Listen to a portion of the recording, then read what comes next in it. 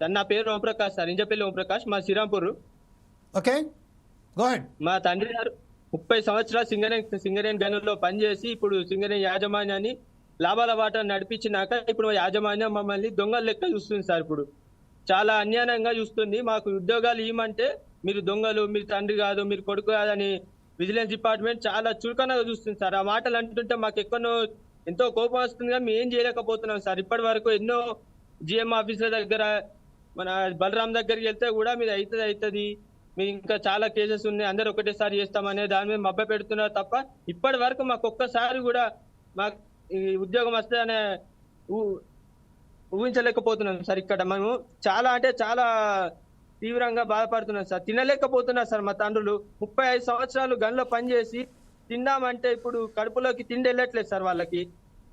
మాకు వాళ్ళని చూస్తుంటే మాకు చాలా బాగా, మాకు పనులు వదిలిపెట్టుకొని ఇప్పుడు వీళ్ళ చుట్టూ తిరుగుతుంటే మాకు చాలా ఘోరంగా అనిపిస్తుంది సార్. వాళ్ళ పెన్షన్ మీద బతకాల్సి వస్తుంది సార్. మేము ఇప్పటి వరకు ఏం చేసినా కూడా మాకు ఫలితం దక్కట్లేదు సార్. ఇప్పుడు కానీ మాకు సింగరేణి యాజమాన్య ఉద్యోగం కల్పించకపోతే మేము ఖచ్చితంగా దేనికైనా ముందుంటాం. మేము భయపడే దాని మీద లేం సార్. ఖచ్చితంగా మాకు ఉద్యోగం వచ్చేదాకా పోరాటం ఆపేది